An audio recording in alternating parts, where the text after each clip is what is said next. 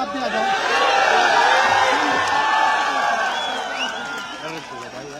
जय भीम। फोटो ले लेने की और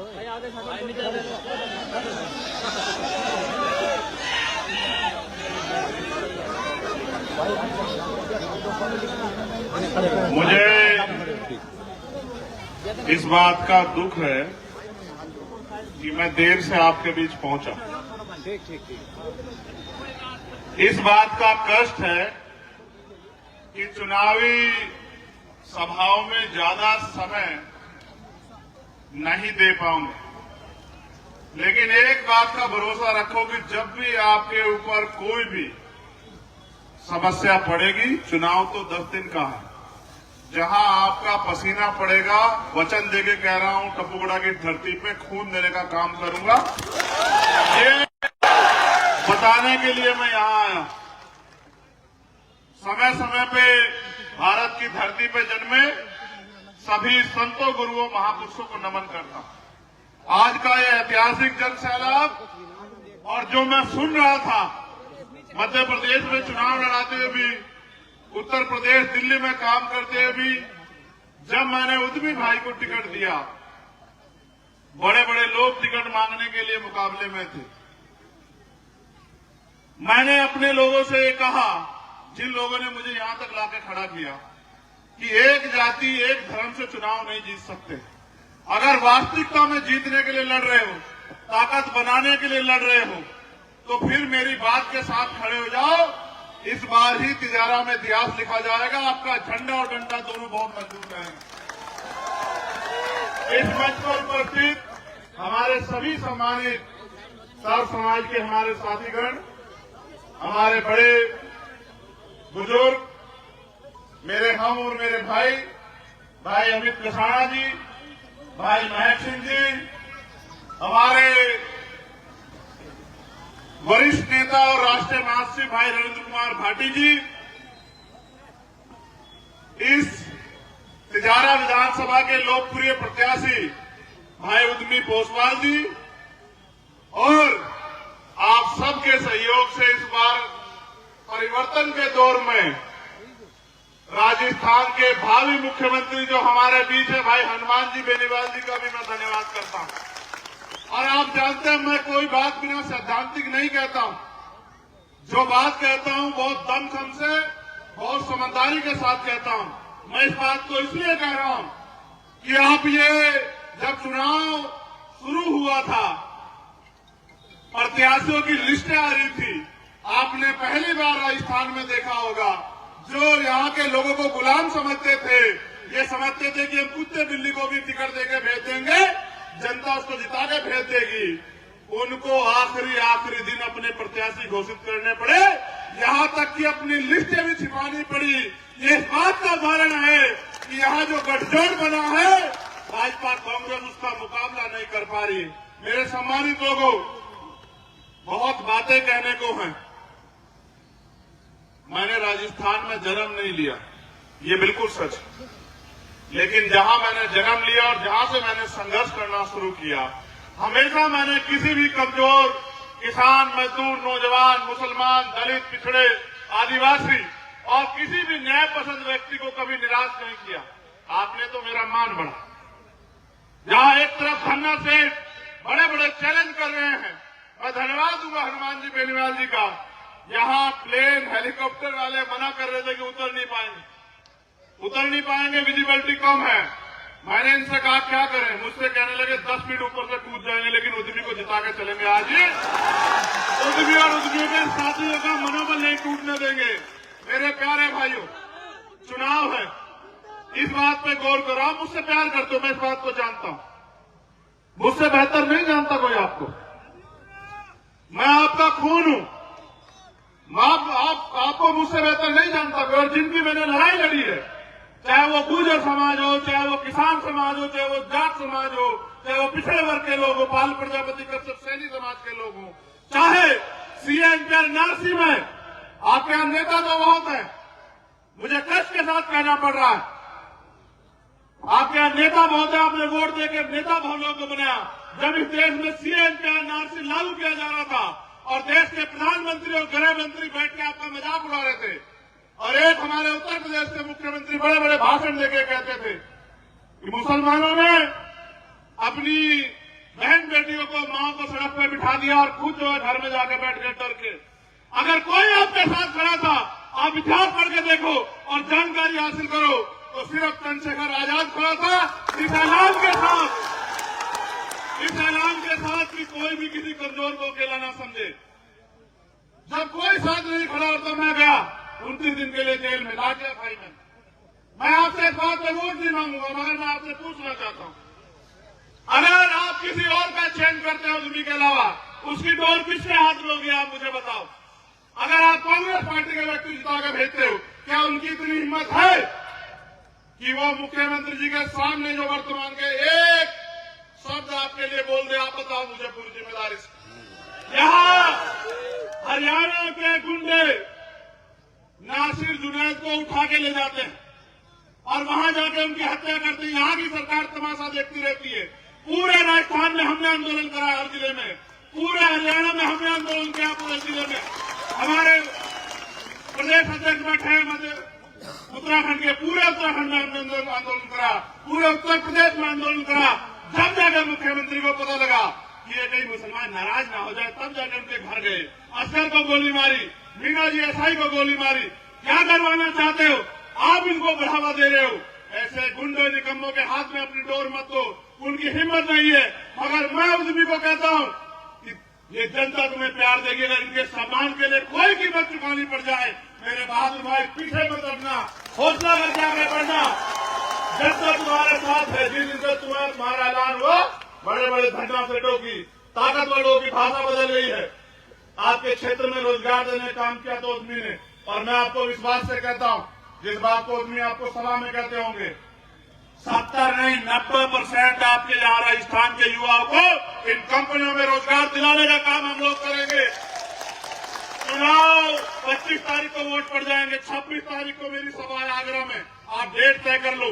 इन कंपनियों के ताले बंद हो जाएंगे अगर गरीब के बच्चों को रोजगार यहाँ नहीं मिलेगा। राजस्थान के लोग कहां जाकर रोजगार करेंगे? देखो मेरे प्यारे भाइयों, ये सच है कि चुनाव वाकई में 1 महीने का होता है, लेकिन मैंने कभी चुनावी रिश्ता आपसे रखा ही नहीं।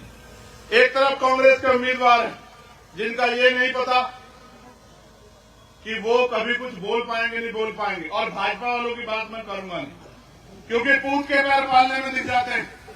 आपने उनको सांसद बना के देख लिया, बताओ आपके लिए क्या किया। अब वो कोई और जिम्मेदारी मांग रहे, हाथ जोड़ो उनसे यार, क्या करोगे उनका? बताओ, आप खुद सोचो ना। एक आदमी जो कुछ नहीं बना और आपके लिए लड़ रहा है, उसका तो समझ में आता है। एक आदमी को आपने अवसर दे दिया, वो तो दौड़ में ही नहीं है। आपका मुकाबला यहाँ उस भ्रष्टाचारी निकम्मी सरकार से है जिसने यहाँ के लोगों को ठगने का काम किया है, जिसने यहाँ, आपको सब याद है, मैं दर्द याद नहीं दिला सकता आपको। ओम प्रकाश रैगर याद करो, इंद्र मेघवाल याद करो, जितेंद्र मेघवाल याद करो, मेरे लोगों, मेरी पीठ पे पड़ी गोलियों को, लाठियों को याद करो। और जब मैं आपकी लड़ाई लड़ने के लिए मैदान में आता हूं, मेरे ऊपर 4-5 गोलियां चलाई जाती है। कारण क्या है? क्योंकि ये सीबीआई ईडी को टैक्स से मुझे नहीं रोक सकते हैं, ये झूठे मुकदमे जेल से नहीं रोक सकते हैं। और चाहे सम्राट वीर भोज जी की लड़ाई हो, कभी मैंने आपको निराश नहीं किया। इसलिए मैं आपसे कहना चाहता हूं, अगर वास्तविकता में आगे बढ़ना चाहते हो, लोकतंत्र है, वोट का अधिकार आपको गुलामी से मुक्ति के लिए मिला है, तो ऐरो गैरों के चक्कर में मत पड़ो। आपका सीधा सा मुकाबला खुद से है। अगर आपने जितनी संख्या में आप जुटे हो, अपनी वोट का प्रयोग और अपने परिवार की वोट का प्रयोग यहाँ के बेटे के लिए किया, तो मैं लिख के देता हूं कि आपका प्रत्याशी 25,000 से जीतेगा। और अगर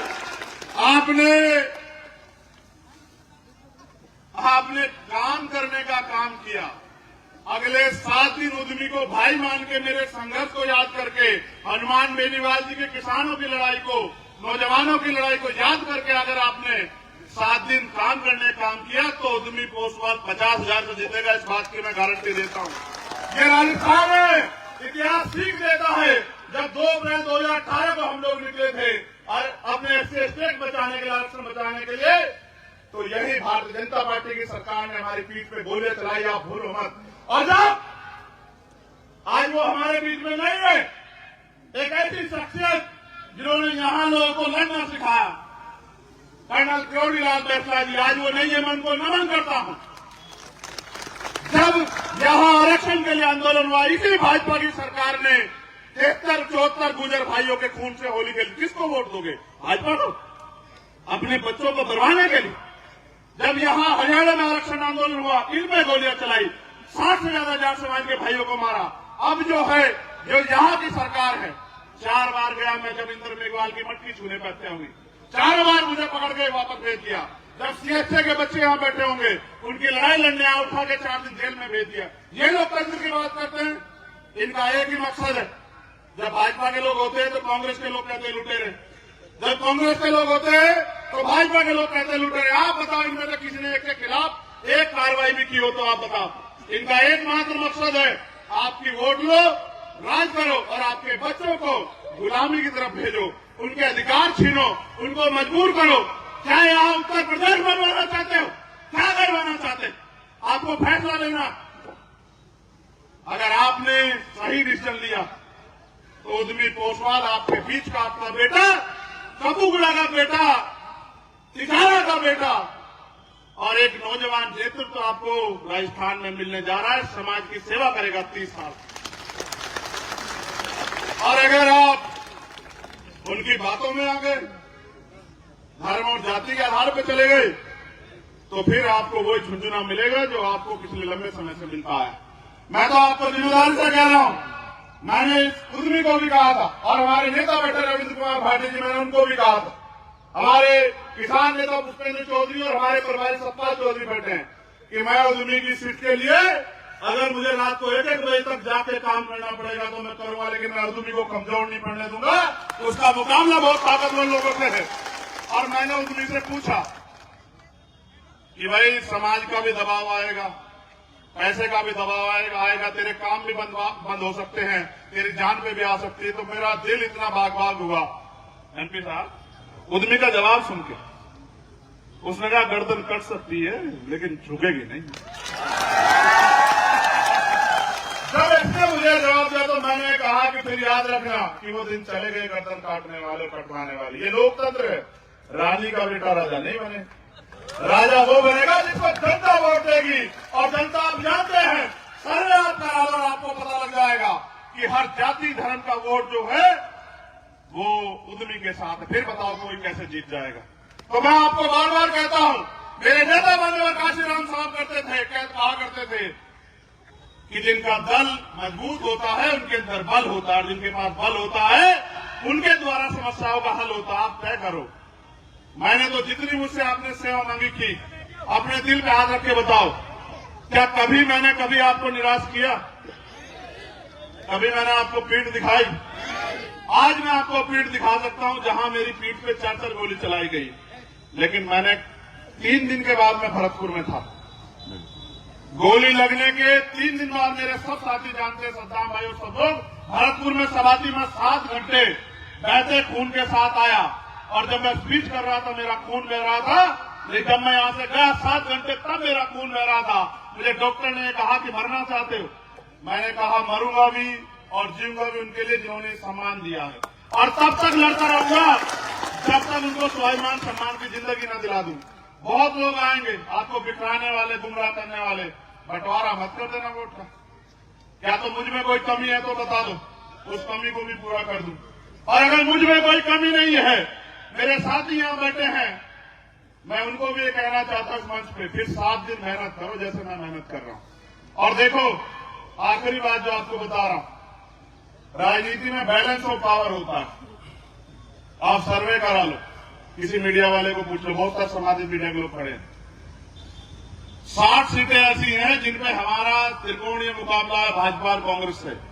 और सोचो, आप सबके आशीर्वाद से, क्योंकि जनता सबसे बड़ी ताकत है, अगर हमारे जो विधायक जीत के आएंगे तो मीडिया के लोग बार बार पूछते हैं कि भाई आप किसकी मदद करोगे, कांग्रेस की या भाजपा की?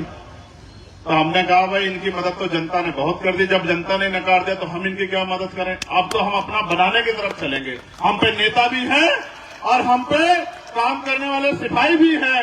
हम मिलकर कहेंगे आओ, अगर किसी को रोकना चाहते तो हमारे आदमी को बनाओ मुख्यमंत्री, क्योंकि जब कलम की ताकत इनके हाथ में होगी तो राजस्थान